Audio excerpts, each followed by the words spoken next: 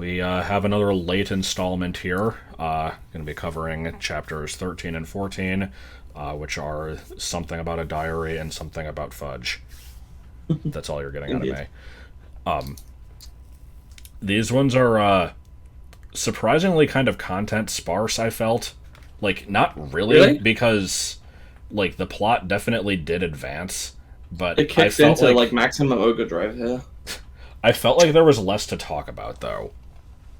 I don't know. Yeah. Um, Yeah, I mean, I do mention later on that, like, I was just kind of so wrapped up in just, absorbing the story as it was dramatically playing out. I didn't actually have that much, like, to say nitpick-wise, but... yeah. Maybe maybe that means that these actually had more content than most chapters. I don't know. Perhaps, yeah, we're not having to, pick into, petty bullshit. Anyway, so yeah, usually I would start out by going over, all the updates to the stupid counters and stuff, but there actually were none this time. Shocker. Yeah, there was not a single thing that I could find for any of the categories. And so as a result, we'll be adding a new category for chapters where no counter is at no. Oh shit. No, half the categories are just if a particular word or phrase is used, so like whatever. But yeah, I don't think anything satisfied the other ones. And in terms of localization changes, we've got three of them. The place that Harry assumed Tom Riddle's diary was bought from changed from a news agent to a variety store. I don't really What know. the fuck is a variety store? See, I was about to say, what the fuck is a news agent? Okay, I mean, that's fair enough, because I never hear Americans saying it. A news agent, how do I describe it, is the kind of place where many people will stop on the way to school or work for perhaps a snack, today's paper. You might also be able to buy, like, cards and, like, small gifts and stuff. By cards, I mean, like, Like, well, actually, I was cards. gonna say birthday cards, and, like, greetings cards and stuff like that. But actually, also, you could get, like, kids stuff, like, at least the newsagent that, not all of them, but the newsagent I used to pass by on my way to school as a kid had, like, Yu-Gi-Oh cards, Pokemon cards, fucking Crazy Bones and Go-Go's and Gourmet and Bakugan Battle Brawlers. Before you started mentioning, like, all that other shit, if it was just, like, a snack and the newspaper and stuff, I would say that would be, like, a corner convenience store, but now There's it not kinda that much sounds like difference between now it sounds like a Walgreens. Like, I don't know what a Walgreens is, but I would say they are very similar to corner shops, yeah. so anyway, there was that one. I was a fan of this one. I'm going to say the American version first. Talking about, like, Tom Riddle basically, exposing, in quotes, Hagrid as being the person causing the killings or whatever. In the American version, they say, like, why did he have to squeal on Hagrid? In the British version, they say grass on Hagrid. Can't say I've heard that one. And then, very boring change later on, when they're picking classes, Harry just picks the same classes that Ron does, so that he'll at least have someone to help him out if it turns out that he is rubbish/lousy. That was it. Hang on, isn't Walgreens a pharmacy? Yes, but it also has, like, random bullshit. Okay. Newsagents are not really pharmacies. You might be able to get, like, basic painkillers and stuff there, but I don't think so. Yeah, no, I would consider it, like, the closest to a random bullshit store. It's not random bullshit, though. It's mostly, like I said, the number 1 and 2 thing is, like, newspapers and snacks and, like, basic drinks. Yeah, that just sounds like a convenience store, but I don't think... Like, the only other things that you would find at a convenience store, in my opinion, like, just based on what I've seen... Oh, is, magazines. like, Sorry. Magazines and comics you could also get at newsagents. Yeah, I don't know if you would find those there either. Like, the only other thing that I would ever see is, like, maybe some tourist shit. But, anyway. So, yeah, that's all we got for the usual, once per chapter shit. So moving into the actual chapter then, Yep. you pointed out an alleged typo. Yeah, so the chapter starts with Hermione remained in the hospital wing for several weeks. There was a flurry of rumor about her disappearance when the rest of the school arrived back from the Christmas holidays. Shouldn't there be there was a flurry of rumors? Yeah, yeah. The flurry is singular, but it should be multiple rumors. I don't. There was a flurry of the same rumor multiple times. I don't know. I could see it going either way. If it's the one rumor, it should just be there was a rumor. I don't know. Going around. Anyway, it seems wrong to me. So I will point out here that most of the time when we do these, this is like right after I had just read the chapter. It's actually been a couple days, so it's been a couple weeks, but that's just because I was eager to. I usually actually do my notes like very soon after recording, even if we're not going to record the next one for a while. I'm always excited to get to it. Yeah. So I usually like to kind of recap what's going on as we go through our notes, and I'm like already forgetting what happened. But anyway, yeah. Point is, they've got a bunch of homework and shit. They're just as a matter of fact, these two chapters actually span quite a large period of time, don't they? Yeah, it's like 3 or 4 months. We start in January, and by the end of it, we're in April. May, I think. You wrote May. I don't know. I actually looked it up. I can't remember what date I used. Where was it? We'll get to it later. Yeah. There was something I looked up on the wiki, and they had like it might have been the wiki or somewhere else. There was like a specific date. It was like May 13th or something. It was like, we know that this. Oh yeah, it was when Hermione gets petrified. It was in May. Huh. Okay then. But yeah, so basically Hermione's still in the hospital wing. We find out very early on that like I have a note on this somewhere. How the fuck far into it is this? Actually, yeah, what? Did I not write this down? I thought I did.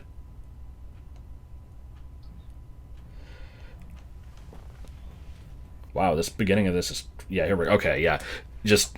So she got, like, they did the thing with the Polyjuice Potion on Christmas Day, but, like, for the beginning of this chapter, like, Hermione's still in the hospital wing. She doesn't actually get out until February, so she just missed, like, an entire month due to this stupid thing. Like, Harry and Ron are bringing her the homework and stuff, but, yeah. Speaking of the homework, apparently Snape alone gave them just a fucking shit ton of homework. How much was it? I don't remember. Like, it does mention, I think they make some offhand comment about how, like, by the time we get done by this, we're going to be in year 6. Oh, that's it. Yeah. Like, what the fuck? I don't know. Snape's an asshole.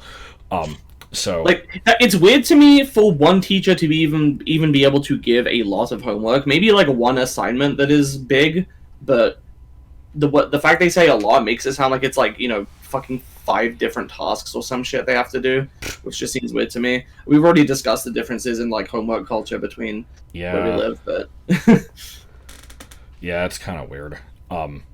If it's all coming from the same... Christmas homework is not something that would happen here until you're like older, like once you're doing more serious stuff, like in college or university. Well, this isn't over Christmas break. They're already done with that, I think. But yeah, I'm trying to think like they were given over Christmas. My bad. I don't know.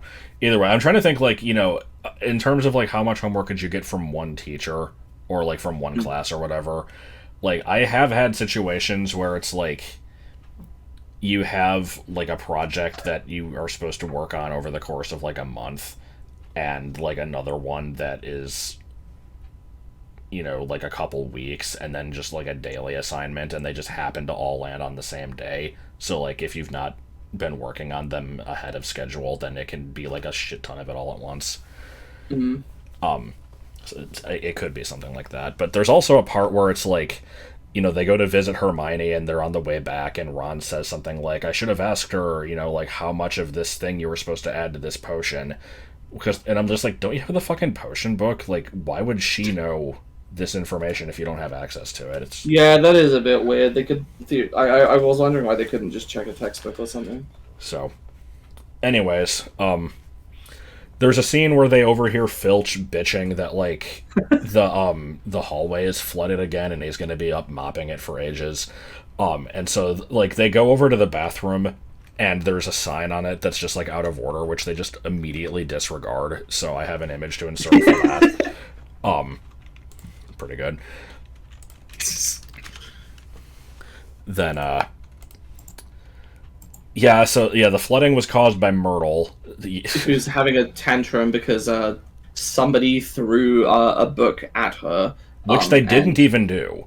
No, they didn't, but that's what she claims. They just threw it into a toilet and tried to flush it, which caused the, like, backing up of the water. Yeah. But she's like, they tried to hit me in the head because they hate me, and I'm a fucking pathetic piece of shit. It's like, it's so hard to read. It's pretty stupid. But yeah, apparently she caused so much of a ruckus that, like, not only is the floor totally flooded and stuff, but, like, all the candles on the walls have been extinguished. So just this massive torrent of water apparently splashes out of the stupid toilet and just drenches the entire bathroom. Like, she causes quite a problem with this thing. And yeah, so we find the reason she's complaining is because somebody, Ginny, tried to, like, ditch the diary and, like, dropped it into the toilet or whatever, and she's like, "Why did you do this to me?" And I had to point out here, if she had successfully, like, flushed this thing down the toilet or whatever, Voldemort wins. Nobody would be able to find this Horcrux. Like, well, here's the thing: is how would she flush it? The pipes would need to be pretty big for the book to fit down there. Yeah, and then it would eventually dump out somewhere else. Though that does give me the thought of, like, what if one of the Horcruxes was just put inside, like, a fucking pipe somewhere. Yeah, like, I mean, that's the thing everybody says is, like, Voldemort was a dipshit because he put all of his things in, like, very protected, relevant areas that could be found instead of just, like, chucking one into the ocean. Or like burying one fucking, 10 feet under. Yeah, because, like, really, that is a good point. Like, if he had done that to even a single Horcrux, had made it not a special item and had put it in a very mundane, out-of-the-way place, nobody would have been able to find it. It's extremely lucky and, like, convenient to the plot that the dude has an ego the size of the fucking solar system and that he's incapable of doing that. So... That does remind me, though, that, like, obviously this is the first Horcrux we're really... It's technically not the first Horcrux we're introduced to, because Harry himself is one, but, like, it's the first, like, standard one, you could say, and it has all these special properties that are not consistent with the other Horcruxes, where it is conscious and has this magic power of, like, fucking communicating with people directly and taking them into memories and shit, which we'll go over later when that actually happens. But yeah, I mean, of the ones we see, I wonder if the other Horcruxes could have done anything like that. Well, like the locket kind of does. Yeah, like it shows it manipulates them. It makes Ron, like, angry because he's hallucinating, like, Harry and Hermione getting frisky with each other and shit. Yeah, we never really see much of most of the other ones, so it's hard to say. But yeah, I think, like, I mean, we'll be seeing more of this later, of course, but like with the diary in particular, I'm pretty sure this thing was meant, like, Dumbledore even says at one point that, like, this thing had a dual purpose. It's like, it's storing part of Voldemort's soul so that he can be immortal, but it's also, like, meant to be found by somebody to be able to reopen the chamber and, like, cause havoc that way. So it's like the fact that it has a piece of soul in it is kind of like it's been, like, instructed to be an agent of chaos or whatever. I don't know. Yeah, it's a bit weird. But yeah, so I'm trying to remember why I said this, but I wrote the note that Ron has good instincts. It's because when they find the diary on the ground, Harry goes to pick it up. Oh, and Ron yeah, he's immediately just like, nope, that's probably cursed, and he is completely correct. He's just like, don't touch it, and Harry's like, what do you mean? It's a fucking book, and he's just like, no, like, there's a bunch of, like, really bad things that could happen here, and he lists them off, and they get, like, progressively worse.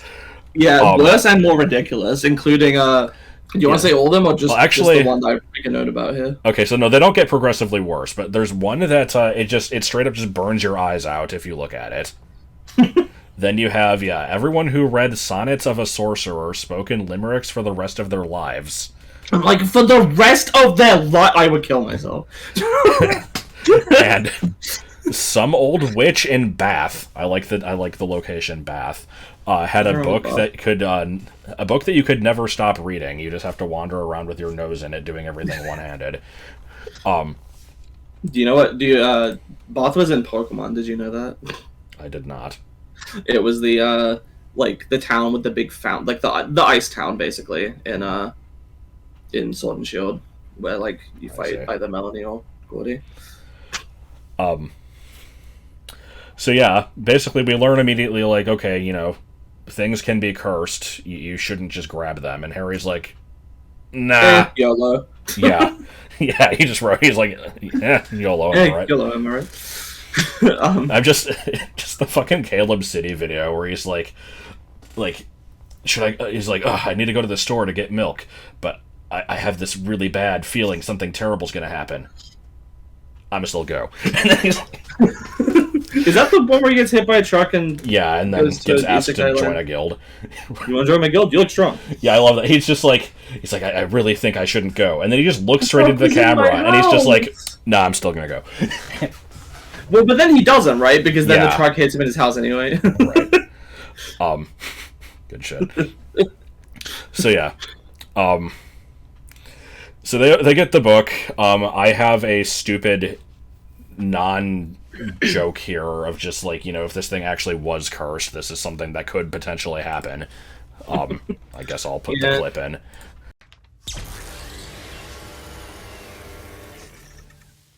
But no, yeah, they open the thing up, it's totally mundane, there's no writing in it. They're like, okay, well, whatever.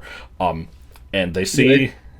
What? Yeah, the only like point of interest on it is just it belongs to somebody called TM Riddle, and it's bought from some shop. Like, it's some Muggle shop, specifically. Yeah, from 50 years ago, and the thing that, like, this is such a minor point, and this is me channeling Hermione's general bitchiness in Half-Blood Prince, where she's just like, the prince could be a girl, but like, yeah, they see T.M. Riddle, and they immediately start calling it, like, this person a he, and I'm kind of curious why, but whatever. But yeah, Ron knows the name. Maybe because they assumed that a teenage girl would probably have a less boring diary than this, it would probably look a lot more, maybe. Fancy. But yeah, Ron knows the name from the like, what was it, the award for services to the school that he got stuck polishing for like fucking hours. They tell Hermione about it. They're debating what this thing is. They don't really come up with much of anything though. I pointed out here, jumping ahead a little bit, that this thing was in a toilet, and they're just kind of handling it, like Harry's putting it in, mixed it with all of his other books and shit. Like, this is just perfectly fine. Like, are we not going to try to clean this thing? I don't know. Well, I'm trying to find the relevant part here. The dentistry thing. Yeah. Yeah, and then Harry mentions that like he didn't even write like a dentist appointment in here or something. Yeah, that was pretty much it. And I did I wrote a note here. So obviously Harry did grow up around Muggles, so he's used to dentistry. But it is established early in this book that there aren't dentists in the Wizarding world. It's unnecessary because spells can fix it very quickly. Any like teeth issues. So if only I could have that. Oh. But yeah, of course nobody wrote about a dentist appointment because. And then Harry pocketed it. Yep, something Stephen Fry. So yeah, they show the thing to Hermione, and she's just like, this thing's 50 years old. It might, have information on the Chamber of Secrets. And they're like, except it's fucking blank. And then she's like, well, maybe there's like a hidden message, and tries a couple things and they don't work. And, yeah, Harry just kind of holds on to this thing, and he can't really explain why. I'm getting into your notes here, but basically, yeah, it's like, he kind of just, he can't bring himself to get rid of it. And he like feels, he's like, oh, I feel like I know this name somehow. And I guess it's just because he's got the piece of soul inside him. Yeah, probably. That would make sense, at least. It's the kind of thing that you might think would be explained in this book, and then it just isn't. Yeah. You've also got a picture here, which I guess I know what this is talking about, but yeah, it's a meme that I don't really know if I've seen outside of Tumblr, but I will often see this in response to posts where somebody will like either jokingly or sometimes seriously, but usually jokingly, like make some crazy prediction, and then you'll see it like reblogged. Now, like once it actually turns out to come true, it'll usually be like a really old post. It's like, oh shit, this person said this like 6 years ago, now it actually happened. And people just add this image and then like put the name of the person over the person about to be hit. I actually don't remember what it's. What did Ren say? He says like when they're discussing why Tom would have gotten the award. He's like, maybe he killed Myrtle. That would have done everybody a favor. Oh, yeah, that's right! Yeah, of course! And he did fucking kill Myrtle. Yep. Yeah, Ron has a tendency throughout this series to make these stupid jokes that are actually, like, 100% accurate. It's pretty good. It's like fucking Hagrid from Danganronpa. You'll not get that reference, but somebody will. Fake. The hell was that noise? That was me exhaling into my bottle of drink while drinking from it. So like, good shit. I was not doing that on purpose. So, Mandrakes. Yeah. So like, there's a running joke throughout this that like they keep mentioning. Like there'll be offhand comments about the Mandrakes' progress. It's like, now they're being moody and listening to emo music. I mean, not literally, but they'll. Yeah. They'll start mentioning stuff about like once their acne clears up, they'll mention these stupid teenage stereotypes, and like why do they have human adolescences? I know they're human-like, but they're fucking plants. Like like later on it mentions like once they start trying to move into each other's pots, we'll know. Yeah, like come on, it's so fucking stupid, but I'm just more disturbed by the fact that these things are, like, very clearly sapient, and yet, they're gonna be chopped up and stewed into a potion. It's kind of fucked up. Yep. Like, I don't know if I've voiced this concern, but I, like, have questioned, is there fucking nowhere that they can order mandrakes or like this potion from that has to be brewed at the school? Maybe it's because nobody wants to be killing these fucking sentient plants. Like, yeah. I don't know, but anyway, so Harry is still having problems with everybody believing. The rumors and stuff. Yeah, that he's, the heir Slytherin or whatever is the cause of all the problems. Peeves is still doing his "Oh Potter, you rotter" dance, which apparently now has a dance routine along with it. And I have, like, a vision for what this routine looks like, which I guess I'll have to insert.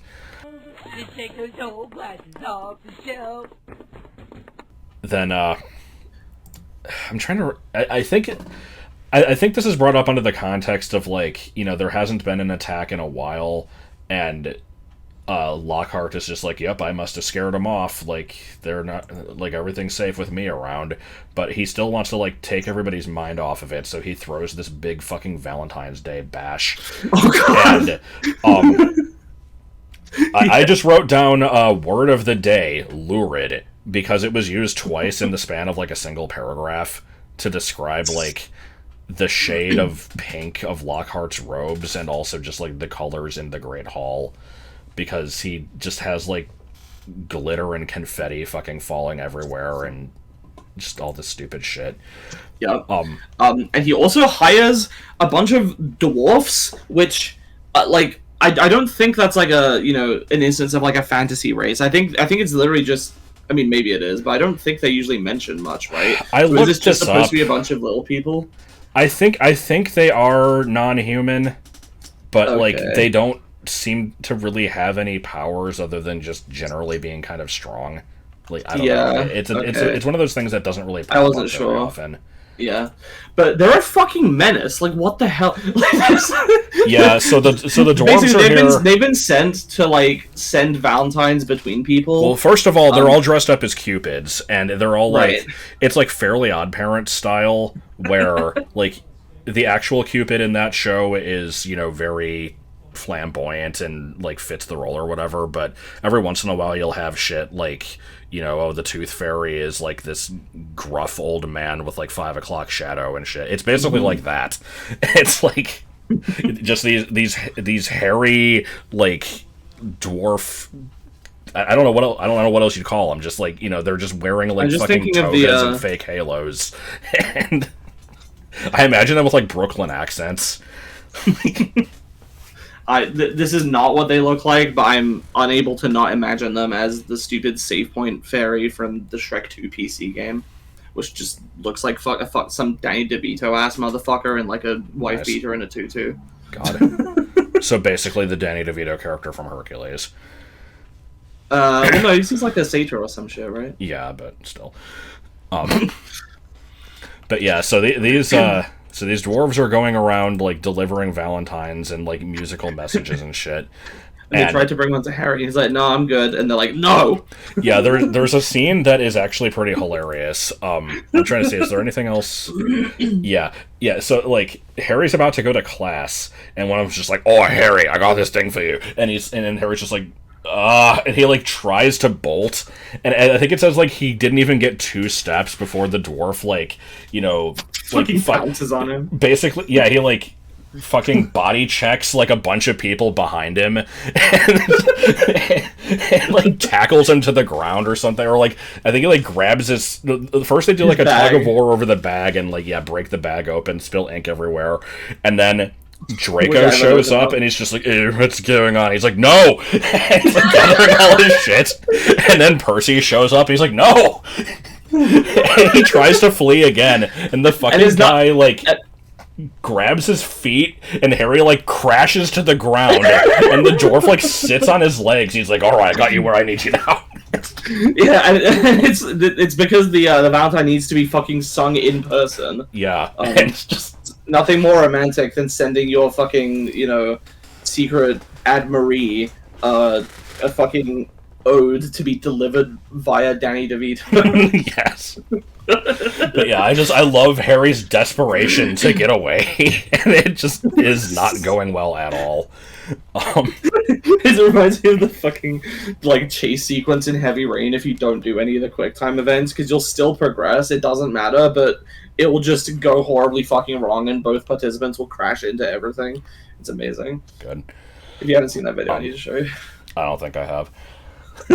I'm actually getting a little bit ahead of myself here. I didn't take any notes on this, but as I'm scrolling through the chapter, first of all, I love this line of Lockhart in the Great Hall is saying 46 people have sent me a Valentine's card, and Ron's like, Hermione, please tell me you weren't one of the 46. And she totally was, because she doesn't want to answer. Yeah. But there's also a part where he's the other professors will totally be into the spirit of the holiday. You should ask Snape how to brew a love potion. And, Flitwick knows more about... What is it? Yeah. He knows more about entrancing enchantments than any wizard I've ever met, the sly old dog. It's just... I would assume both of those are illegal. It's very rapey. Yeah. There's been, people bring up stuff about the love potions all the time. They're very... Right. Much an issue, but yeah, it's weird how casually everybody treats them in this series. Yeah. But anyway, so yeah, all this stuff goes on, and the fucking the actual Valentine that Harry gets is terrible. I think I even so bad. I think I even brought it up in the first so book at some point. I don't remember why. So obviously it's sent by Ginny. If you know anything about the series, Ginny likes Harry, and they do eventually end up together. But I know she's 11 here, but could she not have thought of something more flattering to compare Harry's eyes to than fucking it's freshly pickled? His eyes are as green. His eyes are as green as a fresh pickled toad. His hair is as dark as a blackboard. I wish he was mine. He's really divine. The hero who conquered the Dark Lord. Also, this is a limerick, so maybe she read that fucking book that Ron was talking about. Anyway, it's pretty bad. It's This is the type of thing where I could, if this was a few years later, I could see it like being done ironically, and like Yeah. like Harry would actually like find it hilarious. But here, it's of course Right. completely genuine, and it's like pretty fucking bad.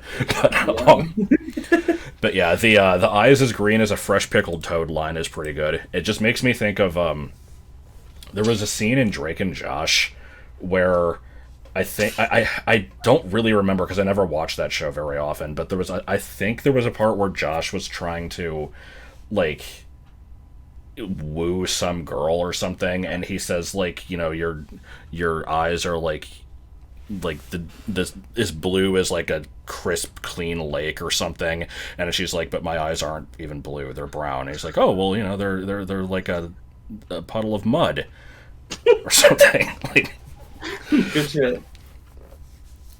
I don't know. But so yeah, all this crap goes on. While Harry is like mortified and trying to laugh it up with everybody else, Malfoy grabs the diary and is fiddling with it, and Ginny, there's a random blink and you miss it line of Ginny like looking at this happening, and it has like this look of terror She's on like her freaking face. out, yeah. So decent foreshadowing there. And Percy's like, Malfoy, give it back. That isn't yours. So he's just like, no, I'll give it back when I've had a look or whatever. And Harry, this might be his second use of a spell in the series. Yeah, he uses Expelliarmus for the first time, and it's described as just kind of yoinking the book out of Malfoy's hand, and then like Ron catches it, which immediately contradicts how it was used in the Dueling Club a couple chapters back, where it like blasts Lockhart like across the room and causes him to just incidentally drop his wand. So Yeah. I like how it's already inconsistent. I like your little note here. So, I read through this scene, and by the end of it, it's like, oh no, the diary is covered in ink. But when he looks at it, it's dry. I'm like, really? Is the whole scene? Huh? Just, yeah, like Harry's, it's like all of his stuff is covered in ink, and he's like, fussing with this during Charms class, and Ron's not paying attention because his wand is just fucking blowing bubbles or something, because his wand sucks ass. And I'm just like, are you kidding me? Was that whole scene just to contrive getting ink on the diary so that, just as that it, like, goes away?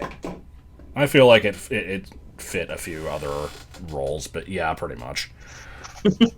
I have to love shit like that, because I'm imagining Rowling writing, or maybe not even writing yet, but planning out the book. Yeah, it's like, how does he come to decide to write inside the thing? Ink doesn't What if stay he on spills it. ink on it? It's like, okay, what caused this? Danny DeVito in a dress. Damn it.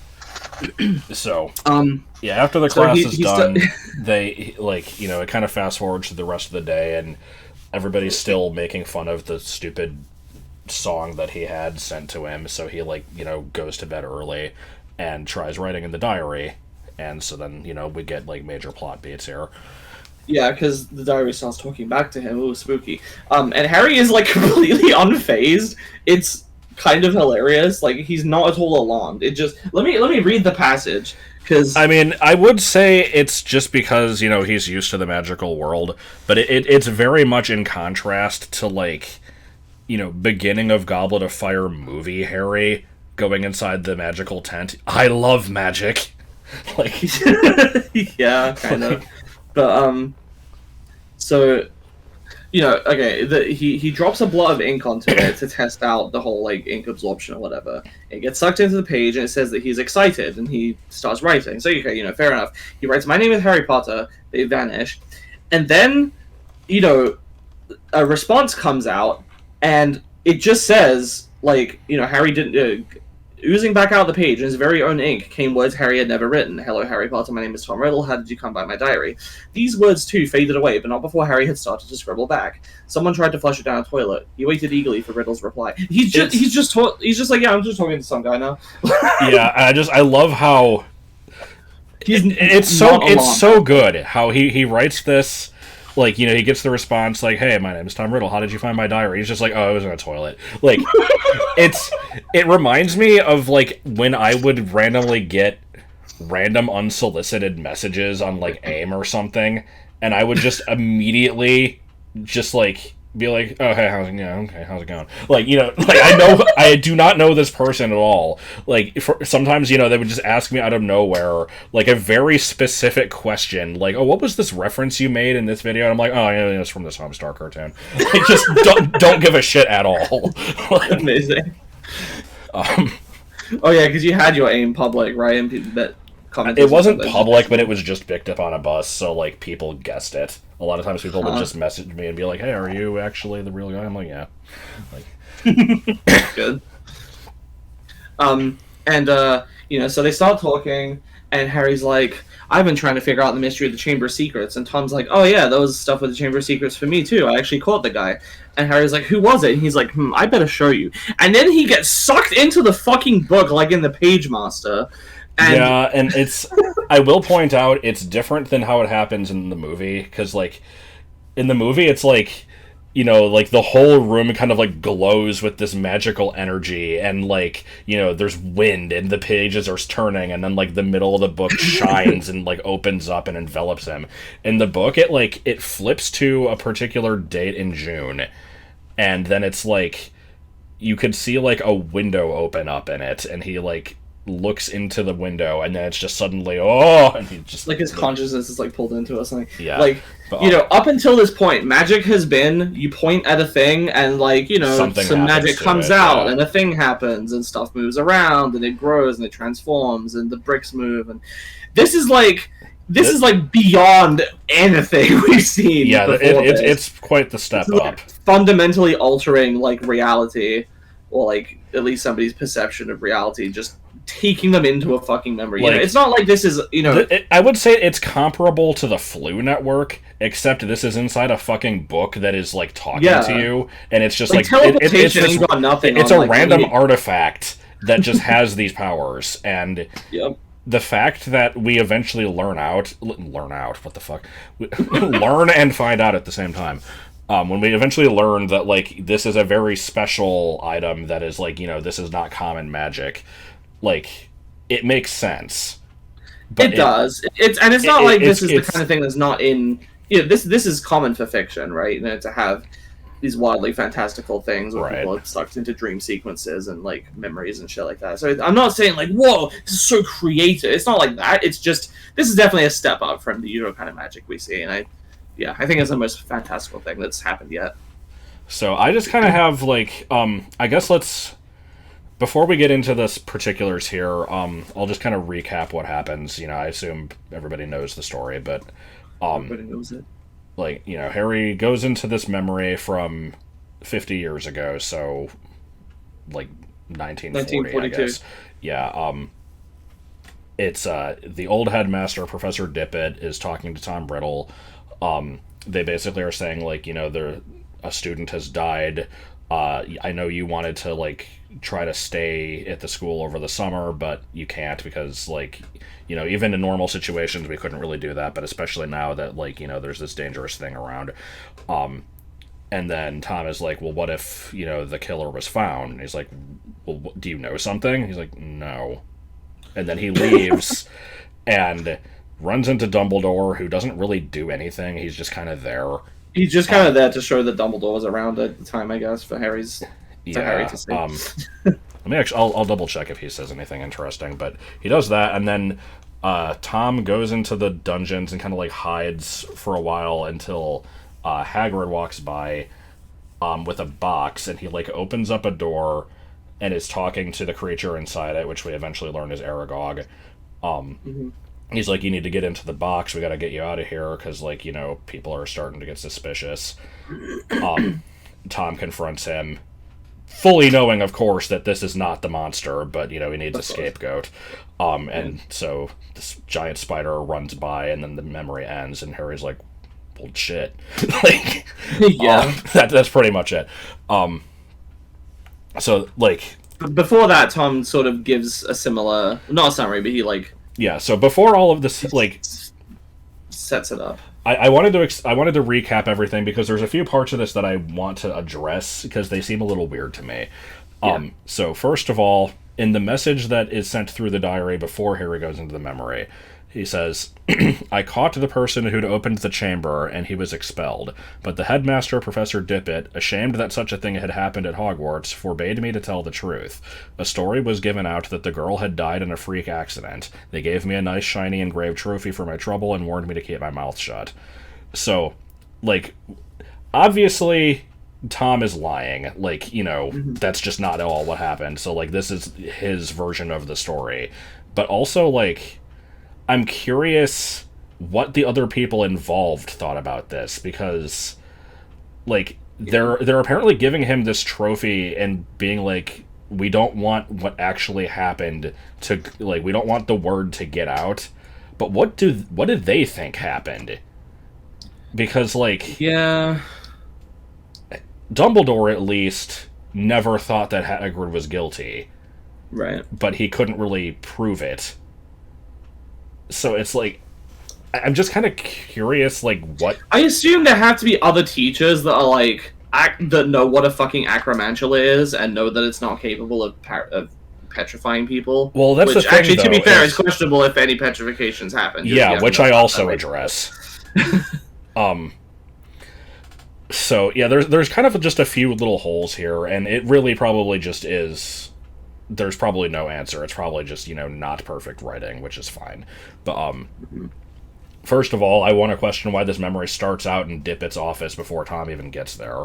But whatever, minor point. So this memory apparently happens on June 13th, because that's, like, the date that the, like, little window opens up in the diary. Yep. Which is really late in the year. I am surprised that they're even still in school, but I never really... I don't remember when they usually get out. British secondary schools usually, like, summer break usually starts late July, so there's over a month left of school. Really? Because they always... Yep. They come back to Hogwarts on September 1st. Is summer break only lasts, like, a month and a half? Yep. Oh, okay.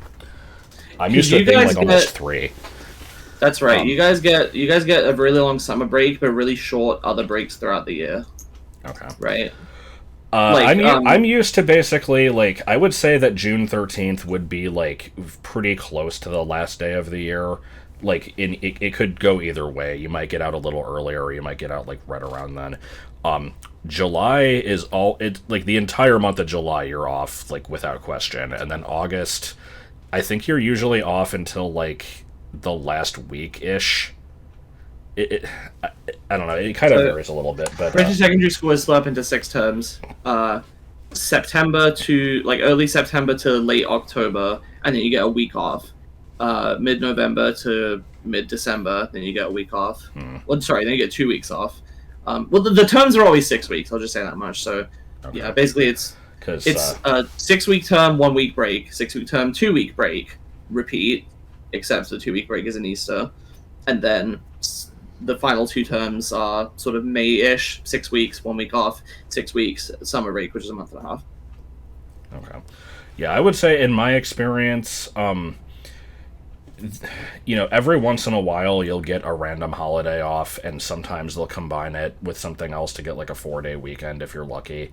But aside from those, the only time off you get is the summer vacation, which is, like, a little over 2 months in total.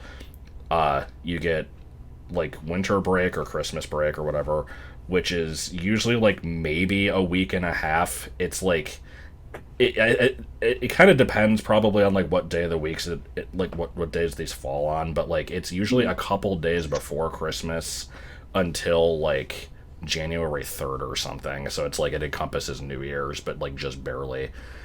And then there's usually another one for Easter, which is also, like, 1 week. And that's pretty much it. Gotcha. So yeah, you guys don't get, like, the terms divided up further, which sounds like hell. Like, people always look forward to half term, because it's like, 6 weeks is not that long to manage without a break. For me, at least, up until high school, we had trimesters, so there would be 3 in the year, and then in high school it was just, there's 2 semesters and that's it. And there wasn't really a gap between them. Like, unless it happened to coincide with, like, winter break or something, with it, which I think sometimes it would. But it would just be, like, the first trimester ends, and the next week, second one starts. It's like, whatever. Yeah, and then instead of trimesters, semesters, we had terms, and there were 6 of them. Anyway, and then for some reason, the breaks between them were called half term, which doesn't make any sense. Okay, then. So, getting back on subject, though, so like I was saying, this was happening pretty close to the end of the year. I'll read out what I have written down. I said, even if we gloss over the fact that we don't know how Tom managed to find the Chamber of Secrets in the first place, which is a whole other subject, it sounds like what happened here is he opened the chamber, the basilisk came out, Myrtle was right there in the bathroom with the entrance, it killed Myrtle immediately, and then just kind of went back. Like, we don't know of anything else that this thing did. But that can't be the case, because Dippet mentions that there were other attacks. Yeah. Yeah, but this was the only other thing that could have happened are petrifications. So, it's either petrification from looking indirectly, death from looking directly, or, the thing physically attacking, but this thing is venomous as all hell. So, like, even if it somehow managed to sneak up on somebody and bite them, and for whatever reason didn't, go out of its way to finish them off, they would still die from the venom. So, very quickly. Yeah, I don't understand. That's a specific... that we know that, because that almost happens to Harry later in this book, and he's only saved by Phoenix Tears. Fucking Phoenix Tears, which are rare as all hell, so... Yeah, so... Yeah, it's just I'm like, are there other contrived cases of they saw it through a reflection in water, because we keep making. It's weird that even happened so many times in this book anyway. In the first place. Yeah, so did it happen back then too? I don't know. For how much this thing is built up, the basilisk really does have a shitty kill rate. It kills one person. Yeah, but anyway, it's just really weird. I don't really understand the timeline here, or, what this thing has been doing. Yeah. And I assume that it's being controlled by Tom. He's telling it what to do with Parseltongue, because the thing is specifically going after Muggleborns. Can it just tell on its own? I assume not. I assume it's doing his bidding. Clearly, every attempt is just like a Wile E. Coyote cartoon where it tries to, get the Muggleborn, and just some stupid shit will prevent it. Apparently. But yeah, that's basically my series of gripes with this whole scenario. There's a lot of... It's probably bad writing, but if you have any other ideas, let us know. Anyway, that aside, the only other thing I pointed out is I forgot that...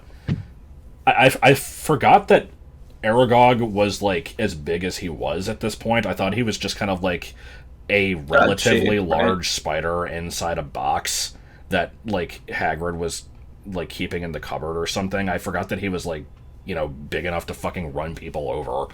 As is shown in this Isn't Aragog female? I don't think so. Oh, let me check. I thought it... I think the name, it's Arachnid plus Agog, which I think means king. But also, it's just, I think it's always referred to as a... What the fuck did I think it was female? I don't know. I mean, we see Aragog's... Oh, I had a wife. But, good. Yeah. Anyway, yeah, I forgot how big this spider was. I thought at this point it was still just a little thing Hagrid was carrying around in the box, but nope. He was just in some random room in the dungeon, apparently. I don't know. It's weird. Yeah. I mean, this castle is really big. It's, it's not unfathomable that there's just a bunch of unused rooms I don't know what to do with.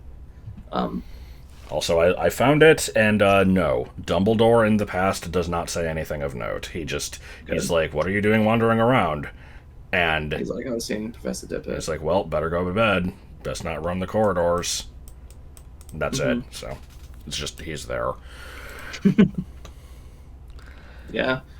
So obviously the wham point of this chapter is just, oh shit, was it Hagrid? And it's not Hagrid. But I wonder if I would have So I'm trying to remember. As a kid, I definitely saw the movies first, so I knew about the basilisk and everything. I wonder, if I read this book like as a fully cognizant adult with like a real brain that could actually like comprehend what was happening in a story, I wonder if I would have gone in completely blind, if I would have fallen for this and been like, oh shit, Hagrid, oh no, or if I would have seen through it, because it's a similar situation to the Snape fake out in the previous book where there's a little bit of setup and then oh no, it's Snape. Snape's the one behind the stone like attempts, and then it's not.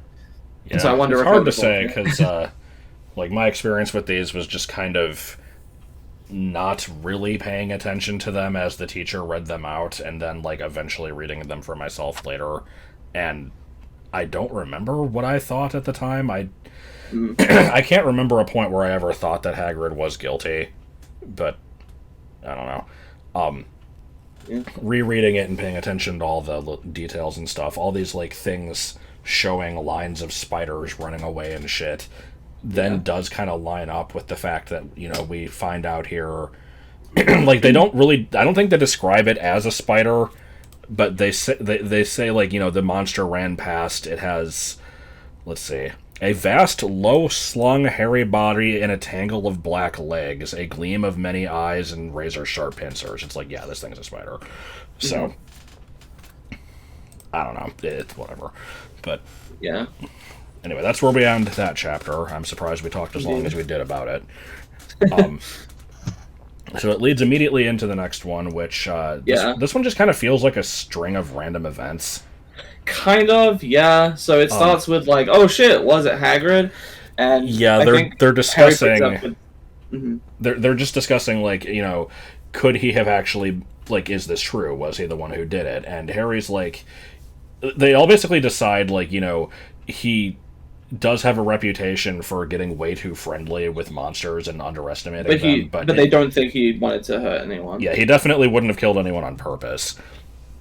And they decide to not ask because they don't want to like bring it up again. Yeah. You've got the thing about the Nocturne Alley, like right. Yeah, basically, it's just mentioned like, well, he was in Nocturne Alley, and they're like, that's kind of suspicious, and they're like, oh, he was just getting flesh-eating slug repellent. But right. If you were like, not sure about this theory, you might be like, oh shit, yeah, that's foreshadowing. Right. So yeah, they have this in mind, and they're just like, maybe. But they trust Hagrid too much. They don't want to have to question him about it. They're like, there hasn't been an attack in quite a few months. Like, if it happens again, we'll ask, which you could say is irresponsible, but also, like, they're kids and they trust him, so I don't know. Indeed. We got more Mandrake teenage bullshit here. Yes. And then, without warning, I think it says, like, in March, there was some surprising news because now all the second years were having to pick like what new classes they'd have to take the next year. And I have a couple questions about this. Because I don't think it makes it very clear that you need to take any of these classes. At least I don't think it does. Like, there's 5 different options you can pick from, and Harry and Ron pick 2. Hermione's the only one that takes all of them because you just can't. And like, I don't know if there's any students that take more than 2, but like, it's also shown that you can just kind of quit these classes if you don't want them anymore. It's questionable because, like, if you don't mind me, oh god, it's my notes actually ahead here, but you can go ahead. Yeah, like, so I assume this is supposed to be based on options in the UK, which the school system changes a lot, like, every few years, so it's possible that this also worked differently when Rowling was in school anyway. But from my experience, for one thing, it would be another year before, like, an equivalent Muggle school student would be picking their, like, optional classes. And the reason they're even picking them is for GCSEs, which are the Muggle equivalent of OWLs. So, but they're not picking them for OWLs yet, I think. So, I don't know why. Yeah, I don't know what they're picking them for. Yeah, I guess I'll give my 2 cents on it just to give the different perspective. So for me, The only thing that I would describe as an optional class in like Well, that's elementary electives, isn't it? school Oh no, no. was in fifth grade you had the option to pick up an instrument, and you would kind of like a couple times. I think it was like, I don't remember, it was once a week or whatever. It was like if you played an instrument, you would kind of get pulled out of one of your other classes to go like practice that for an hour. It was kind of weird. That's the closest equivalent that I'm aware of, at least. And then in junior high, which for me is seventh and eighth grade, I think in most places it's middle school, which also encompasses sixth. I don't know why it's different depending on where you live. There we did have the option for electives. The way it worked for me specifically was like you could pick. I think you put down like the three that you wanted. You would get one per trimester. There would just be like one period in the day would be your elective, and you would pick three of them in the order that you wanted them, and they would try to give you all three, but depending on like scheduling and how many other students pick those, they might just give you something else that you didn't want. So that's how I ended up with like chorus. So like that was a thing. And then in high school it was like there is no core curriculum. Like there is, but it's weird in the sense that like, in Hogwarts you have certain classes you have to take, like you get transfiguration potions, etc. Like you can't choose to not do those. For me in high school, you had to pick every one of your classes, including the ones that were required. So like to graduate, like they would give you this information at the start, is like, to graduate you need 4 English credits. So it's like, okay, well you just take it every year then. But like technically nothing is making you do this. It's just you kind of have to plan ahead. And so it's like you only need 2 math credits, I think. Like it depends on the school. For me it was 2 in my first school, I think. And it's like, so do you want to take them the first 2 years? Do you want to take them at the end? You can kind of do whatever you want. And electives are handled the same way as anything else, where it's like, you can fit in as many as you have room for. So if you want to stay in band, you put that in there. If you want to take an art class, you put that in there. If you want to take a language, you do that. But like, I didn't want a language and they didn't require one. But it's like they required either a language or an art. It's like, okay, well I'm doing the other one, so that's fine. It was really weird. Yeah. But with me at least, we had counselors. You would talk to your counselor when picking your classes, so they could like kind of look over it with you and make sure like, you're getting all the stuff that you're going to need. And they'll be like, hey, you need an English class, so you have to add one in. You can't have all this stuff. Here, they don't have that. It's just, here's your 5 classes. Pick ones that you think you might want. And so we have bits with, like, Neville's family is, like, sending him a bunch of letters saying, like, you should take this, it'll help you out. And then you have Dean Thomas, who is a Muggle-born and knows nothing about any of this shit, and he just picks randomly. So it's weird to me that they're not getting any assistance, because like some of these classes could potentially be important depending on what you want to get into later in life. Yeah. Just for comparison's sake, should I go into how it worked in my schooling experience? Might as well. Okay, so in primary school, like, I don't think we really had, like, we had the core sort of like writing, like English. It wasn't called English at the time. It was like writing, maths and science and stuff. And then we would kind of occasionally have the sporadic, like, music or history or whatever, PE, geography. We would have, like, those sort of... there wasn't, this is, like, when you would have, like, a timetable and a schedule and stuff. This is, like, the time where you would have the same teacher for everything. Once you get to secondary school, that's when you start having different teachers for stuff. And in the first 3 years, there would be... everyone would have the same classes. Well, for us, they were called subjects. So I think our set was, like... English, maths. I think there was like an IT. Yeah, there was IT, history, geography, like ethics, which is basically just religious studies, but a little bit less specifically about religion, more about just discussing topics. Anyway, the point is, you'd have this kind of variety of stuff across the board, and PE and stuff as well. And then once you hit year 9, you had to pick options for year 10, because year 10 and 11 are when you do your GCSEs, which are what you use to get into college, not university college. And the way that would work is it would, like, some of the subjects were required, and unlike in your system, I guess, there was no, like, choosing for those. And you also didn't have to consider anything with your schedule. Like, it was basically just... Okay. I kind of want to interject here real quick. Part of the reason why you had to choose your mandatory subjects is also because you could decide if you wanted to take, like, the base level one, the advanced placement one, or, like, the one that would get you a college credit if you took it. Like, you could pick basically your own difficulty level. Yeah, there were, like, a couple weird exceptions for ours. So, by default, everybody would have to take English, which comprised 2 different GCSEs. There was an English literature GCSE and an English language GCSE. Literature being the kind of, like, analyzing and writing essays about, like, what Romeo and Juliet's themes are and shit like that.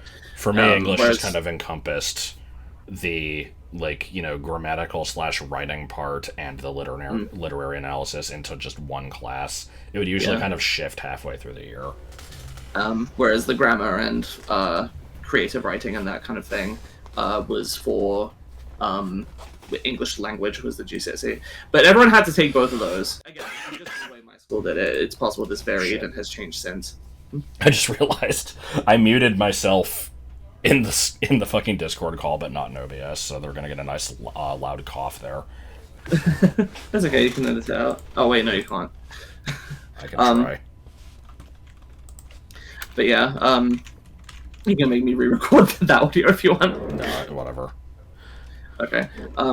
So maths was required, science was required, but it was weird. You could either have a combined science thing where you would just get a GCSE called science, or you could take what was called triple science, which is where you would have extra science classes, and it was like you would go into more specific things, and you would have dedicated biology, chemistry, and physics classes, and you would get a separate GCSE for each of those, I believe. I did not take that. I just took regular science. Even though I liked science, I had other priorities. I will butt in again and say that for me, they were all different classes. I took those exact 3, biology, chemistry, physics, in 3 different years, but they're all just science credits. It's just, in order to graduate, you need 2 science credits. Doesn't matter what they are. I will continue just because there's further differences. And the other weird exception was like PE, because you could either continue with just regular PE, which is basically just state mandated exercise, or you could actually take it, and you wouldn't even get a GCSE for it. It was just a regular, like, it was kind of weird in that way. But you could also take it as like a GCSE where you would probably learn about like the muscles and like respiration and shit, like theory of exercise. Some people did that. I obviously didn't. And then aside from that, all of the other classes that you would have done in the first 3 years, history, IT, music, drama, like all that shit, a language, because everyone took a language in the first 3 years. So all of that stuff was considered non-core, and you would have to pick which ones you wanted. And in a similar way to you would kind of give them priority. I don't remember if you gave them priority or not, or if you just picked them, but they would try to fit it in your schedule. If they couldn't, they would, talk to you about it and say, hey, we can't fit you into this. Can we do this instead? I remember I had an issue where I think there were like very few people that were taking both music and computing, and so most schedules kind of like put those at the same time, and that meant that I would either have to not take music, or I think they did offer me to like be in an extremely small class of like 5 people in like a weird time slot, with like just a spare music teacher they had, which they were able to arrange that for us, and I did do that. But yeah, so as far as like, taking English credits or taking math credits or science credits, that was not a thing. It was just take what you want. End of story. Like, when you apply for college, like the thing is, the GCSEs were basically what you would have on your record for when you would apply for your A levels at college, and depending on the A levels you wanted to take, they might ask you to have certain things. But the thing is that because secondary schools varied so much in what they even offered, like, one secondary school might not even necessarily, like, if you went to like a really poor one, maybe they didn't have fucking computers for you to take a computing GCSE. So if you're now going to a college that offers a computing A level, mine did not ask for you to have taken computing at GCSE anyway. Like, it just asked for you to have like a B in maths. So I don't really know what the point was, other than just you can get a bit of a head start. And indeed, some of the stuff they covered in computing in secondary school was later covered in college. And then, funnily enough, that same thing in college that we covered in that A level was covered in my first year, the first year of my uni course, where I did computer science. And that one also didn't require computing, because what if you went to a school that didn't offer it? Like, that one just required maths as well. So it's like, it's so weird, because there weren't that harsh requirements for stuff. You could kind of just do whatever, and just, they expected that people would probably take what they were interested in, and then probably continue to pursue those things into any higher education they pursued. So it wasn't that strict, and it wasn't that, like, it wasn't like a video game skill. Like, whenever Americans talk about their, like, schooling system with credits and electives and, applying for college classes, it sounds like a fucking video game skill tree to me. Whereas over here, it was kind of just a lot more freeform, and I think it's a little bit more freeform than maybe I make it sound, but I didn't go to college, so I don't really know. Yeah, fair. To me, it was always just drilled into us, like, oh, if you want to get accepted to college, you got to have an impressive lineup of classes that you've taken. Colleges really want you to take that language. You got to get it. Like, fuck off. I'm not taking a language. Yeah, whereas here, like, again, because our colleges our universities, are much more, like, single focus. Like, the only thing I did at university was computer science, nothing else. So they didn't give a shit about anything else I did. I mean, in the sense that the university generally, like, they care about, like, you have an interview and shit, and they care about a well-rounded student. But in terms of, classes you had taken, subjects, etc., what A levels, like, just anything that sold you as, like, a good student or whatever would be fine. Plus any specific things they had. So, like I said, I think they required, like, a good grade in maths, but that was it. Yeah, that's how it differed for me. That was a lot of words. All right. It would always confuse me when I would hear Americans saying, like, oh yeah, I didn't take Calc 2. I'm like, what the fuck is Calc 2? Like, I covered calculus in my maths class because I took maths. Like, maths encompasses calculus and geometry and trigonometry. Those were things we would do in the subject. Gotta take algebra 2, and geometry, and trig, or, like, combine trig with pre-calc.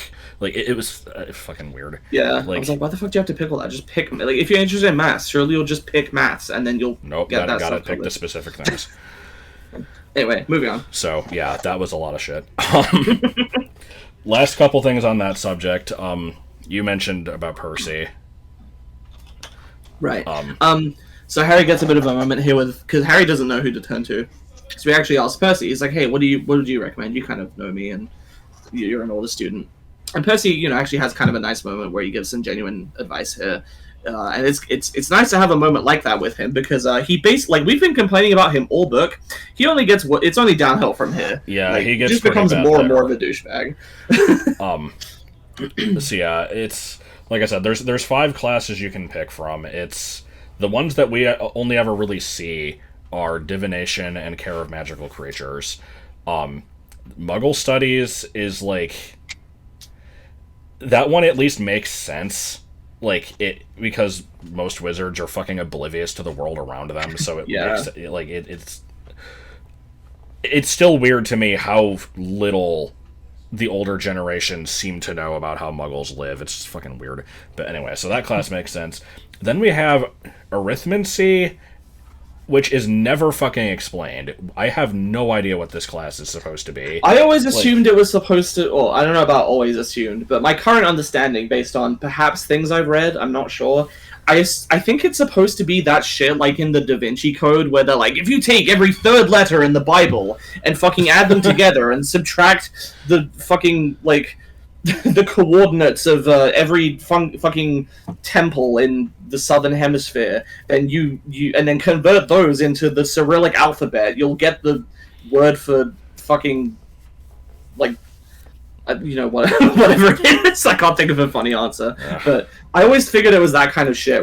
Because I think if you look up arithmancy, that is what you get. Is like, because I looked it up on the Harry Potter wiki, and like the only time it's ever described is like having complicated looking charts full of numbers.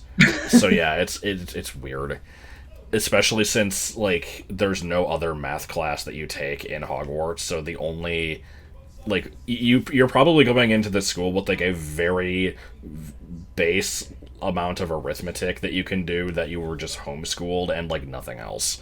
So I don't know. So there's that, and then there's I don't think it's just math.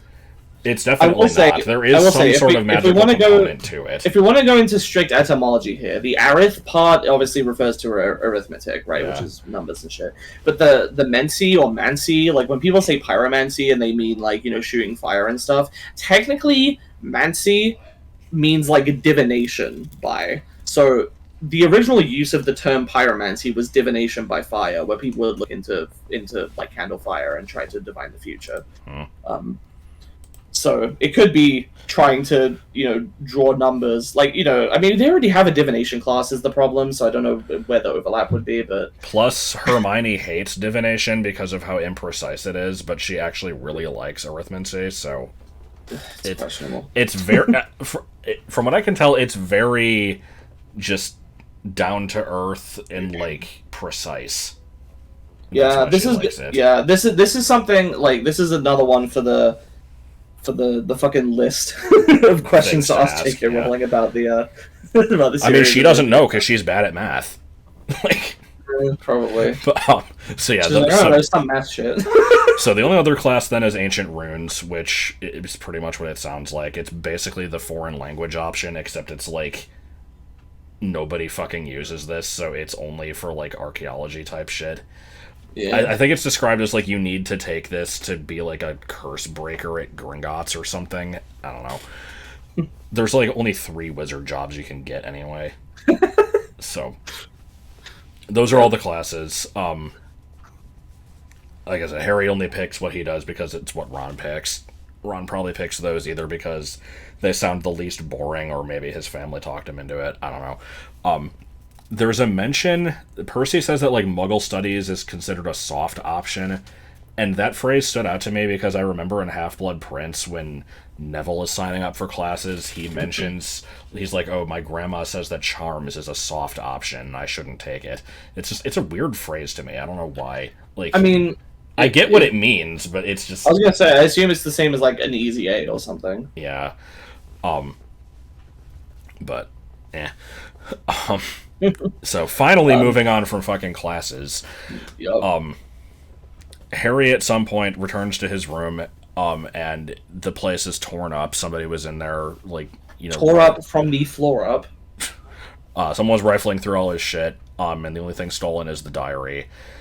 And it's just like, well, the only person who could have gotten in here is a Gryffindor. Oh, who could have done it? Just a minor aside here. I love it whenever the book says, like, a character swears, but it kind of leaves it to the reader to, like, imagine what they're actually saying. Because it's, like, the scene where Harry is looking through all his crap, and, like, the other kids walk in, and it says, like, Dean swore loudly when he saw the mess. And so I'm imagining he walks in, he's like, oh, shit, what the fuck happened here? It's probably either oh, shit, or fucking hell. If I had to guess. It happens again when Ron stubs his toe when they're under the invisibility cloak. It says like he swears at the same moment that Snape sneezes, and so I'm just imagining you have shit while at the same time that Snape is sneezing. Pretty good. Yeah, it's especially funny as you say here because that's so common. Yeah, like they're only 12 years old, which like it's funny to me because I didn't really develop a potty mouth until I was a bit older than that, even though my family would swear constantly, I was always taught, like, don't do that. It's bad. You're not allowed to. And I'm like, okay, I'm out. Yeah, you just didn't. I have a similar Yeah. story where, like, when I was a little kid, I was told not to swear, and I was like, okay. And then it was to the point where, like, if I even heard swearing, this is when I was like 8-ish, if I even heard swearing, I would start crying because I would thought that I was going to get in trouble for hearing it. Yeah. Including a time when I was in the car and my mother put on some music and there was swearing in it and it was entirely in her hands. I still thought I was going to get in trouble. Completely, without any reason. I was just stupid. Like, this is obviously ridiculous. But I started crying and I'm like, oh, I'm sorry. And then, when I was like 11, 12-ish, probably a little earlier than that, probably like 10, something flipped and I just became a sailor mouth. Like, yeah, it happened to me. Ever since then, I've been a huge swearer. I think it either happened to me when I, like, spent a week at my cousin's house, or just when I started living with Harrison. I don't know which it was, but something set me off. And the other thing I want to point out is, like, the kids are 12 and they're already swearing or whatever. Like, I remember when South Park first came out, it was like a big deal. Like, oh my god, these 8-year-old kids are saying, like, words that are being bleeped out, but they're also saying, like, hell and ass. And it's like, that's so crude. Kids aren't like that. And like, Matt and Trey are just like, they absolutely are. Like, they're like, I don't know what kids you think exist in the world, like, these perfect little angels that you're seeing in other cartoons. But no, this is what kids are like. And yeah, pretty much. When they're around each other and adults can't hear them, this is what they do. And what was I gonna say?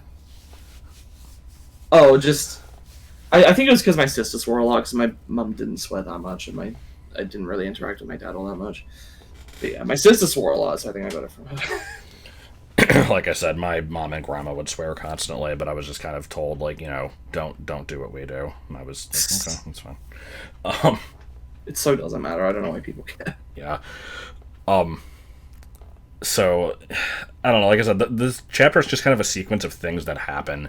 Like, after they discover that the diary's missing, they go out to tell Hermione. It mentions that she's reading a book on ancient runes. And just like, damn, getting a head start there. Because she, like, people were giving her advice, and she just disregarded all of it. And was like, I'm going to take them all. And then we find out, next book how that works out. Right. But she apparently doesn't get much of a head start because she's about to get fucking petrified soon. Yeah, like, shit really ramps up extremely quickly in this chapter. Like, not 2 chapters ago, we were still in, it's probably Malfoy, but we have to wait for the potion. We were in that stretch for, like, quite a while, it felt like, whereas now suddenly, that's eliminated. So, yeah, like, you will pass through 2 months in one sentence. Yeah. Exactly. It's mentioned that it's like over the Easter holidays, some stuff happens, and then, like, the next Quidditch match isn't until after that. Easter's usually April. Late March, early April. Yeah, I had to check again how it works. It's the first Sunday after the full moon, after the start of spring. It's very arbitrary. Gotcha. And I looked up specifically the one for 1992, and it was in April. Not that means that that's accurate for the book, but whatever. So, anyway, yeah, there's, like, the big Quidditch match against Hufflepuff, the usual shit. And the match is about to start. Harry hears the voice again for the first time in forever. And Hermione suddenly realizes, like, I think I know what this means. I have to go find something out, and she runs off to the library, and they're like, God damn it, why is she always doing this? So they're about to start the game, and then McGonagall runs out and is like, nope, match is canceled, everybody back. We're in, danger level Blackwatch plaid. Helvetica scenario is happening. And it turns out, there's another attack, and it was 2 people, and one of them was the girl that we saw earlier, who we find out for sure now is Penelope. Yeah, that one from And chapter 12 that like runs and the past. other one is Hermione. It's like, oh my god. I actually always forget that Penelope even gets included here. Yeah. How did she get like? What was her method of petrification? Because Hermione was Hermione carrying a runs mirror. into her at the library, tells her about it, and they both start carrying mirrors. Okay, Yeah. probably just makeup mirrors then or something. Because they find a small mirror on the ground where Hermione was found, and McGonagall asks, like, "Do you know what this is for?" And they don't have any idea. But so it's like there's a scene where it's like all the Gryffindors are in the common room together, talking about what's going on. I think it was Lee Jordan mentions like that's 2 Gryffindors are down, plus a Hufflepuff and a Ravenclaw. Like it's like all of this is coming from Slytherin. Why don't they fucking kick them all out? And kind of a valid question. Like It's a small sample size, but then also there's no ones in Slytherin, so yeah, it's only Muggleborns. It's the monster is from fucking Slytherin. Like something's going on here. Which, to be fair, if they did actually do that, and they're just like, well, fuck all you, kick them out of the school, it is a Gryffindor actually causing it. So yeah, true. Not by her own will, but yeah. But on that note, though, while we're mentioning the whole, like, oh yeah, it's only Muggleborns because there's no Muggleborn Slytherins and they're all blood purists. Why is the snake blood purist? It's a fucking snake. Again, why does it care about human? I don't think it's the snake. I don't think it's doing its own bidding. I'm pretty sure what's happening here is Ginny is possessed, communicating like through the diary. And then, like the spirit of Tom she's basically Riddle, just a body. Like I think the spirit of Tom Riddle is commanding the snake to like do this now. What I'm saying, why does the snake care about attacking Muggleborns specifically? Well, because Riddle's telling it to do that. Now the question is, how does the snake identify Muggleborns? But like, yeah, good question. I don't know. Like maybe Ginny happens to know these people vaguely.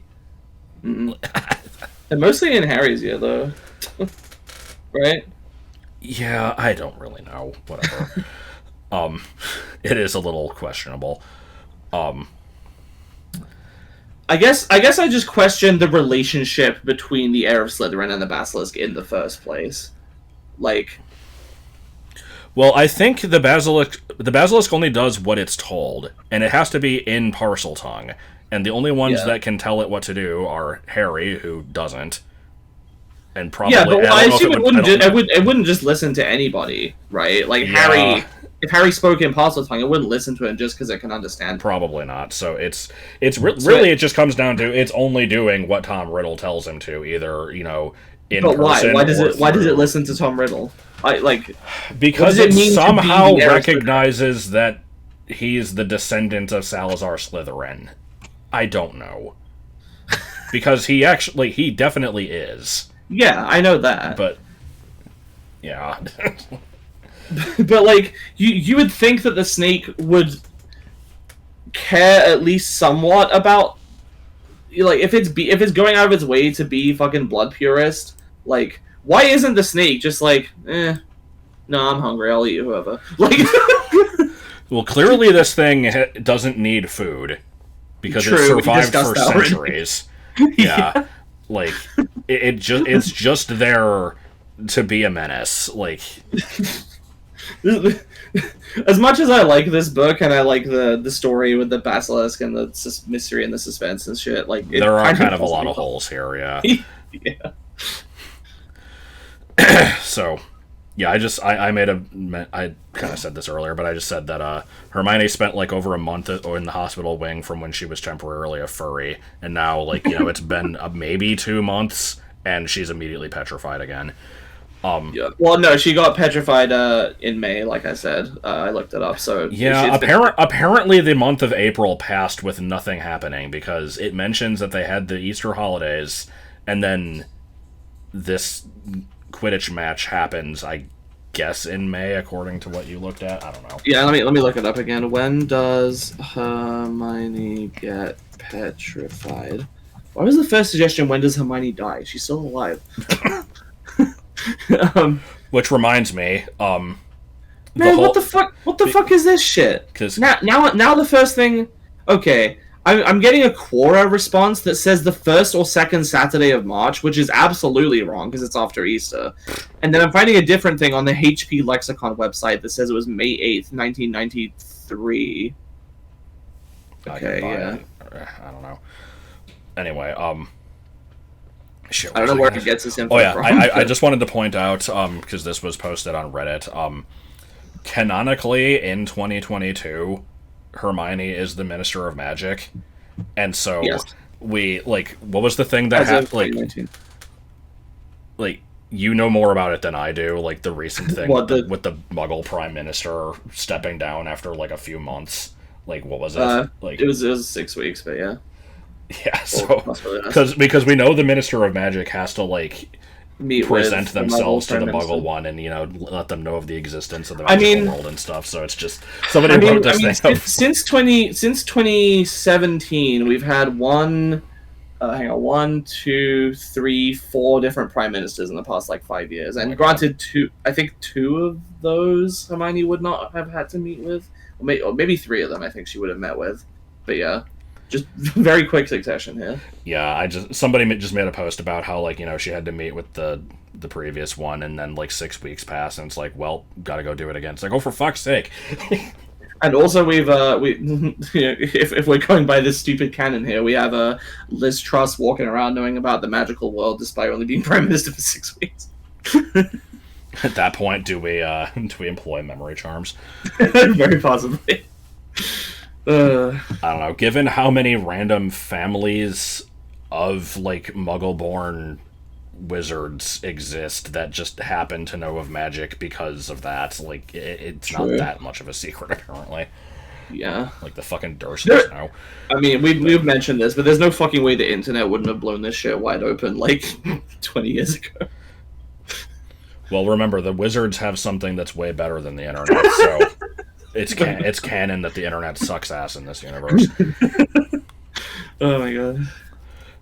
That just makes this is getting totally off subject, but this has been the fucking, like, episode of stupid tangents. That just so that was me just mentioning some stupid thing that Rowling said at some point, which now is making me think of fucking Applegate, the author of Animorphs, because, like, those books were written in the late 90s, like, the internet was picking up at that point, but, like, she didn't really know much about how it worked, and apparently just didn't like computers in general, and so this was actually written into one of the books where,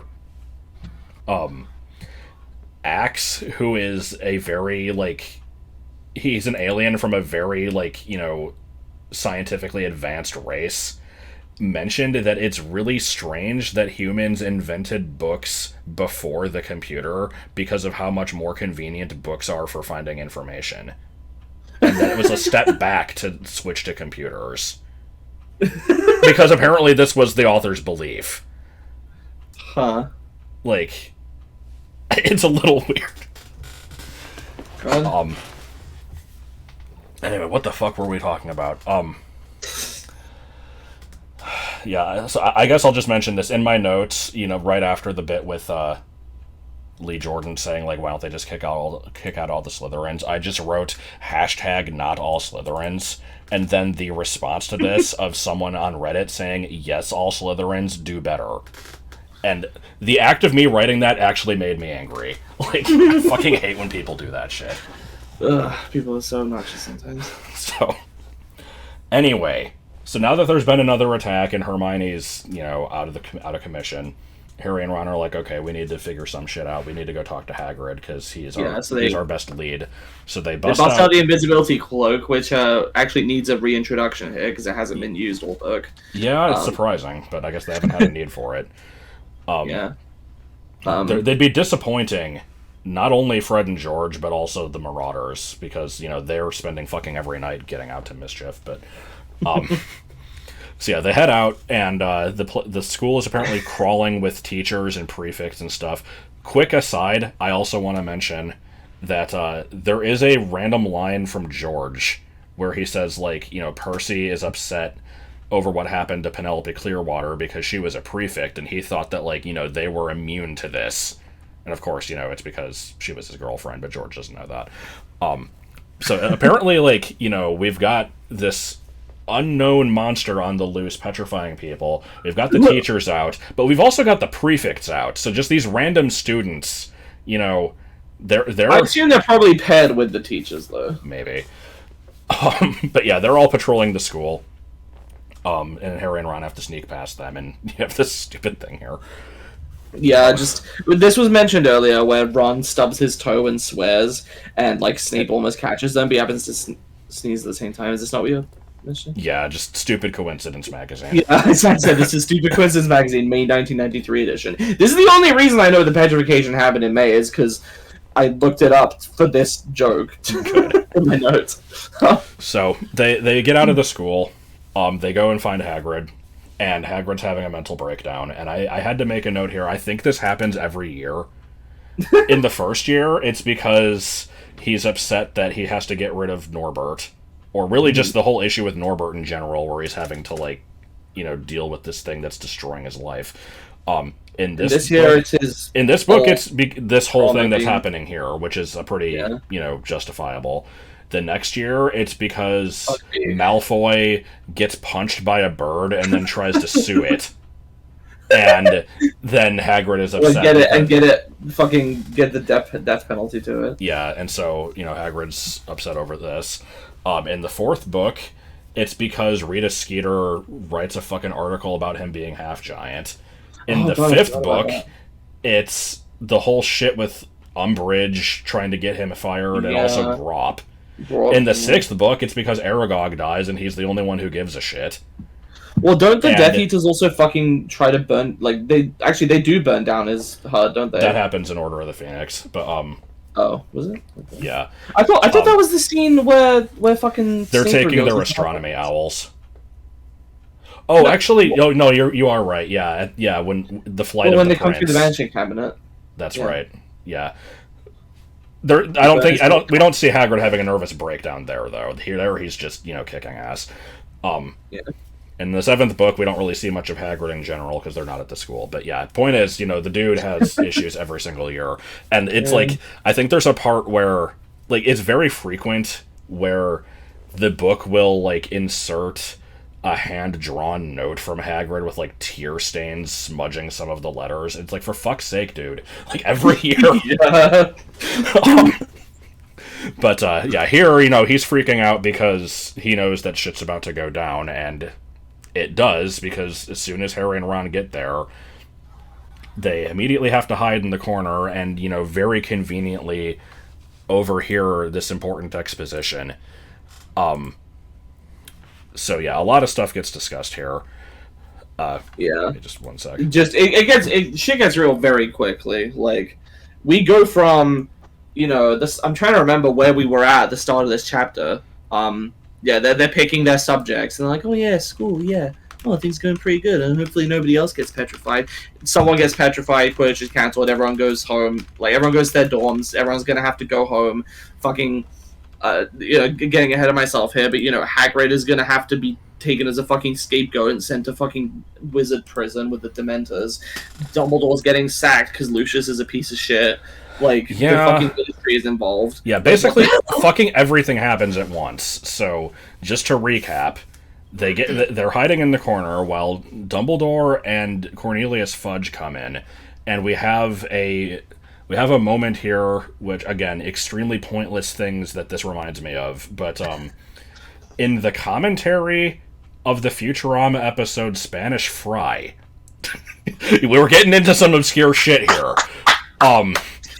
There, in the episode, there's a part where they're, like, looking at a security camera, and you just see Lur, like, wearing a, like a big overcoat or something, and then, like, Leela just goes, that's Lur, ruler of the planet Omicron Persei 8, and then immediately afterwards, he's just like, oh, I'm some guy, ruler of the planet Omicron Persei 8. But, in the commentary, they mentioned, like, there was no line from Leela there originally, there was just some dead air, and, like, they wrote that in because they figured it would be stupid. And So, like, there's this scene here where they're hiding under the cloak, and Ron's just like, oh, that's Cornelius Fudge, Dad's boss, the Minister of Magic. Like, holy shit, dude. Like, exposition much. So, not really related to the lure thing, but it reminded me of it anyway. So, yeah, this happens, and they're just like, well, we got to do something. There's been more attacks. Like, I have to be seen doing something. So, you were... That is very British. I mean, it's just government in general. I guess. Yeah. Like, we gotta at least look like we're being helpful. So they're like, well, you were the person who was blamed last time, so we're gonna have to, just precautionarily, move you out of the way until things blow over. We're gonna send you to the place with the fucking demons that suck your soul out, because we don't have anywhere else to put you. Apparently. Yeah, like, what do we do to criminals in the wizarding world? Like, no matter what you do, you fucking jaywalk, you end up with the Dementors. Like, we don't have anywhere else to put you. Like, there's gotta be somewhere else for, like, smuggling fucking pixie dust. Like, yeah, it's just because, like, they're talking about this, and they're like, Fudge is like not wanting to get to the point. He's just like, we're just gonna have to take you away for a little bit, like, purely just a preventative measure. And Hagrid's like, no, not Azkaban. But it's like, yeah, that's the only place they can take him, apparently. So this whole thing happens, and then fucking Lucius Malfoy shows up, and this guy is the biggest asshole in the series, I'm convinced. Oh, absolutely. Like honestly, he doesn't get as much credit, like, as he deserves, because, like, obviously we have Voldemort as the main villain, and most people agree that Umbridge is, like, the more relatable villain, and she is completely fucking detestable, and I agree with this. Lucius is, like, just as bad as she is. He just doesn't get as much screen time. He doesn't get as many chances to personally do bad things. Yeah. But he absolutely would if he was given the chance. Like, yeah. His personality is just as bad. Because he shows up, immediately starts shitting on everything, because he's like, you call this a house? And, but yeah, he's just like, well, I've spoken to all of the board members, because this is all that Lucius does. He doesn't have a job. He's just an influencer. Like, yeah, he's a governor, right? He's just some asshole who has a bunch of money and uses it to manipulate people to get stuff done that he wants done. Yeah. So, like, I mean, realistic, I guess. There's a lot of people like that. The dude is fucking worthless. But yeah, he's just like, all the board members agree that this is unacceptable, and because you're the headmaster and you're allowing this to happen, we all want you to leave. And then immediately Fudge, like, Hagrid and Fudge are like, no, like, this is a bad idea. Like, say what you want about Fudge being kind of worthless and causing problems here, but he's at least like, we can't take away Dumbledore. He's like, he's the best thing that the school has. But he's just like, I'm sorry, but that's what everybody wants. And Hagrid's just like, no, you fucking bullied them into this. Like, which he absolutely did. Oh, yeah. We find out later, actually, for sure that happened, but, I didn't know that. Yeah, I assume the impetus here, I mean, because fucking Lucius is happy about these attacks, absolutely. So he probably wants... That raises the question, does he know that it's being caused from the diary that he gave Ginny? Because, like, he got rid of this thing. So. He got rid of this thing so he wouldn't be caught with it, but I don't know if he knows the full extent of its abilities. Yeah, we did talk about that. Like, I don't think we ever really came to a conclusion. Yeah. Like, I assume even if he didn't plan it from the beginning, he has to have known that there's, like, a connection now that this shit's going on. Maybe. Either way, like, I had to point this out, though, where, like, they're getting Dumbledore taken away because, like, oh, we gotta try something, like, someone else can prevent these attacks, as you certainly haven't. And it's like, to be fair, Dumbledore kind of hasn't done anything. Like, it's... I'm kind of wondering from his perspective. Like, he knows that Hagrid isn't behind it. Teachers have been looking into things behind the scenes. They just haven't found anything yet. Yeah, but it's like the question is, he hasn't accomplished anything. Would anybody else be able to? No. But from an outsider's perspective who doesn't know the story, like, yeah, maybe. I guess. But they don't even get anybody else to come in. I think doesn't it just McGonagall take over temporarily? Like, man, I don't know. So really, they just want. Detail has gone into because, as we said, that things ramp up from here. They only continue to in the following chapters because immediately after this, Harry's going to go into the fucking forest and have an adventure in there, and then basically immediately afterwards, it's the Chamber of Secrets. So, but yeah, it's like from Lucius Malfoy's perspective, I think he just wants Dumbledore out of the school because he's like too soft on Muggles and Muggleborns, and that's like the only reason they hate him. Like, yeah, but weren't they going to close the school anyway? Yeah, they keep saying, like, oh no, the school's going to close if this keeps happening. 2 more students get attacked. Oh no, the school's going to close. Oh no, and it never does.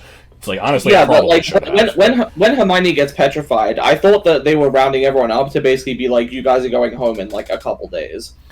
No, because they have this whole thing saying, like, like I said, that it's moved up from Black Watch Plaid to the cover of Rush's seminal album Moving Pictures, and it's sorry, they like lay out all of these like new rules in effect where it's like you can't even go to the bathroom without a teacher accompanying you. You can't be out in the halls past 6 p.m. Like, you have to go to every class in a group with teachers. Like, they're basically trying to keep the school running, but they're having to like put in some serious security measures. Which, I mean, those all make sense. Yeah, it's fine, but yeah, it's like they're at a point where it's just, at any moment this fucking thing could just come around a corner and 30 people look at it and die. Not that they know that would be the case, but whatever. Yeah. Either way, that's kind of where we're left off. Is like we get all this information, and then Hagrid is led out of his house. And, of course, Harry and Ron have overheard the entire thing, and... This is the Act 2, everything is terrible. Yeah, it's just... Yeah, Hagrid's just like, well, if anybody was looking for some stuff, then, you just have to follow the spiders. That's it. And then he leaves. And Fudge is like, what the fuck? Yeah. And he also says, like, also somebody needs to feed my dog. But it's like, I think he is saying that to Harry and Ron, which if they weren't there, then, and nobody heard him say that, like, what would happen to Fang? I don't know. Well, I guess the plausible deniability is that he's saying it to Fudge, so that... Yeah. Well, Fudge/Lucius, so they could get somebody on that, but... I will also comment on the line from Dumbledore where, like, he doesn't really fight it much. He's just, like... Lucius is like, yeah. You have to leave, and he's just like, everyone else is fighting for him, like, you can't make him leave, and he's just like, well, if that's the order, then okay. He says, but I'll have you know, as long as there's anybody at the school who's still loyal to me, I will have not truly left, which is a very Dumbledore thing to say. I don't really know what that's supposed to imply, other than basically he's just like, yeah, I'll leave, but I'll be back before long. Like, I think he also probably... Well, for one thing, he probably knows Harry and Ron are there. I'm just putting that out there. Cause somehow. I would love to know how he knows this, but yeah. Dumbledore is borderline omniscient in this series. He seems to always know what's going on. But, assuming he's speaking to Harry and Ron, it's possibly like a... What would you call it? Like an expression of faith in them that, like, hey, you guys are capable, like... Yeah, maybe. We'll be able to figure something out. I don't know. But yeah, that's where we end the chapter, is Hermione gets petrified, Hagrid's booted out of the school, Dumbledore's booted out of the school, and now they have to go find a giant spider. So... Yay! I kind of liked how fucking rambly and weird this ended up being. But, yeah. Do you have comments from the last one? I should. Good job. Yeah. I had it open and then I closed it, apparently. Yeah. Somebody pointed out that, actually, this is Jordan. Your brother pointed out that, sometimes pet hair just sticks to clothes and will not come off no matter what you do. Throw them in the washer, the dryer, lint rollers, and he said like he has a pair of pants that lint rollers aren't a match for that feel like they were made to catch hair. So even if Milson did bring the cat hair from home, it's possible that they just stuck to her fucking robes and could not come off. To be fair, they do have magic though. They might employ that in their laundry. I don't know. It's immune to lint rollers, but not immune to coming off on Hermione's clothes. True. Yeah, that's a good point. Whatever.